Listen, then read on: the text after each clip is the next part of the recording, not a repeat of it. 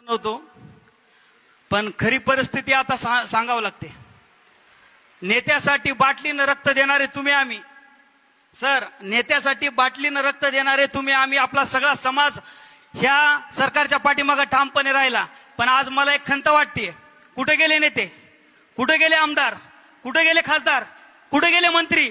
खरं सर आमच्यावर आता कोणी नाही. एक खरं बघायला गेलं तर आमच्यासाठी आता लढणार एक संघर्ष योद्धा म्हणजे सर आमची एक शेवटची आशा म्हणजे तुम्ही दोघं आहेत.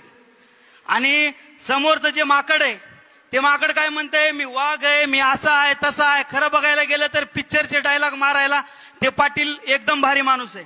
अरे डायलॉग आम्हालाही मारता येतात. माझं म्हणणं काय ते मी 2 मिनिटात सांगतो.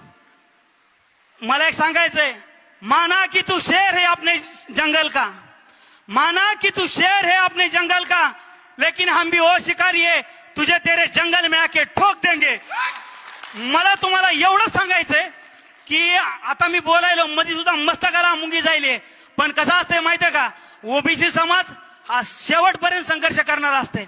बाबासाहेबाला मानणारा ओबीसी समाज आहे, फुले शाहू आंबेडकराला मानणारा ओबीसी समाज आहे. आणि खरं बघायला गेलं तर मी आज 2 वर्ष झालं सर तुमच्या सोबत आहे, त्याच्यामुळे मी एवढा शांत झालोय. आणि कसं बोलायचं काय बोलायचं ही तारतम्यता आम्हाला आहे. अरे माणुसकी सोडून आम्हाला सुद्धा तुमची इज्जत काढता येते, पण छत्रपती शिवाजी महाराजांच्या रक्ताचे जरी वारस नसलो तर आम्ही तर विचाराचे वारसदार आम्ही आहोत. आम्हाला कोणाच्या माया बहिणीवर कोणाच्या वैयक्तिक ह्याच्यावर जाऊन टीका करणं पहिलंही आम्हाला जमलं नाही आणि याच्या पुढे सुद्धा आम्हाला जमणार नाही. पाटील साहेब तुम्हाला कुठं जायचंय तिथं जा, पण याच्यानंतर मला तुम्हाला सांगायचंय आणि त्याच्या चेल्याच्या बटायला तर एक सांगायचंय, हरामखोरांनो तुम्ही जर तुमची अवकाश सोडून जर आमच्या हाके साहेबाला जर बोलणार असाल तर तुम्ही जीप काय हाणता चालेव, तुमचे टंगडे सुद्धा नका आम्ही शिवण ठेवणार नाहीत. मला बोलण्यासारखं खूप आहे, पण सर मला एक सांगतो, इथं कार्यक्रम भले तुम्ही ना 100-200च्या आकड्यामध्ये असताल, मी तुम्ही आयोजक असताल त्या आयोजकाला मी खरं धन्यवाद देतो. मी काल सोबत होतो सरांच्या. हा कार्यक्रम चलत ठरलेला आहे आणि तुम्ही एवढ्या संख्येनं आलात. आणि आताच आमचे महाराज म्हणले ओबीसीचा एक मावळा 500-500ला भारी पडतंय. खरं एक सांगू काय, याच्या पुढे एक इतिहास होणार आहे. जसं म्हणतात ना भीमा कोरेगावला 500 महाराजांनी 25,000 कापले, तसा इतिहास होईल. आता ह्याच्या पुढचं मी बोलत नाही, त्या पद्धतीनं मला ही बैठक त्या पद्धतीनं मला न्यायची नाही.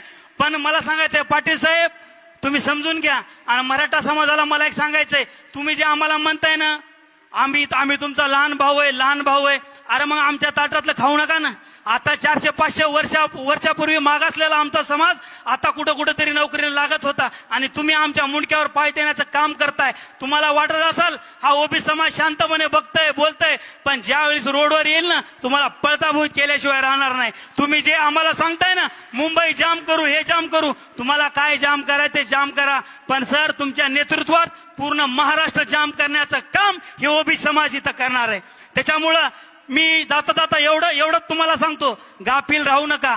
आणि मी एक सांगतो, माईचान सांगतो, मेलात तरी चालेल पण तुम्ही गांडूची अवलाद म्हणून जगू नका. कारण आयुष्यभर मी एक सांगतो, आयुष्यभर तुम्ही याच्या त्याच्या आपण मला माहित आहे आपण 18 पगड जातीमधला समाज आहे, आपल्याला एक व्हायला वेळ लागणार आहे.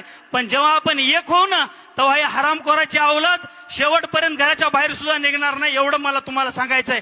काय अरे तुम्ही 18 पगड जातीचे असताल, पण तुम्हाला मी एक सांगतो, जेव्हा तुम्ही घराच्या बाहेर निघताल ना तेव्हा तुम्ही जात म्हणून बाहेर निघू नका. तुम्ही एक ओबीसी म्हणून आणि ओबीसीचा एक संघर्ष योद्धा म्हणून बाहेर निघा, तरच हे आरक्षण टिकल. नसता आता हे सर सांगणार आहेत आरक्षण तर गेल्यातच जमा आहे, पण कुठंतरी राहिलं सायला आरक्षण हे टिकलं पाहिजे. इथून पुढच्या भविष्यामध्ये आपल्या पिढ्याला आरक्षण भेटलं पाहिजे. अरे येणारी पिढी तुम्हा आम्हाला विचारण, हे जेव्हा पाटलाची अवलाद आपल्या आरक्षणामध्ये येत होती तेव्हा तुम्ही काय करीत होते, तर तुम्ही आम्ही म्हणलं पाहिजे अरे भले आमच्यानं काही नाही झालं पण रोडवर येऊन आम्ही हाके साहेबासोबत आणि वाघमारे साहेबासोबत लढण्याचं काम केलं. हे सांगण्यासाठी आज बीड जिल्ह्यामध्ये आलोय आणि एवढं बोलतो आणि थांबतो. ओबीसी एकजुटीचा हाके साहेब तुम संघर्ष करो. अरे तुमचा आवाज काय संघर्ष करो म्हणायला तुम्हाला लाज वाटायली.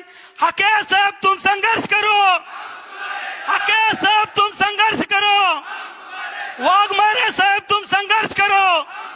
आणि याच्यानंतर सांगतो सर, तुम्ही काय एकटे म्हणून समज नका, मला माहिती आहे सरांना काय त्रास होत आहे ते, पण एवढं सगळं तुम्हाला लेकरं बाळ आहेत, सरांना नाहीत का?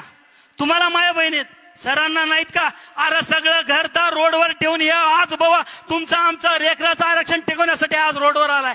त्याच्यामुळे ह्या माणसाला एकटं पडू देऊ नका. हे माणूस जर एकटा पडला ना तर तुम्हाला तुमच्या तोंडाला काळ लावल्याशिवाय मराठा समाज राहणार नाही. एवढंच बोलतो आणि मी माझे लांबलेलं भाषण थांबवतो. जय हिंद, जय महाराष्ट्र.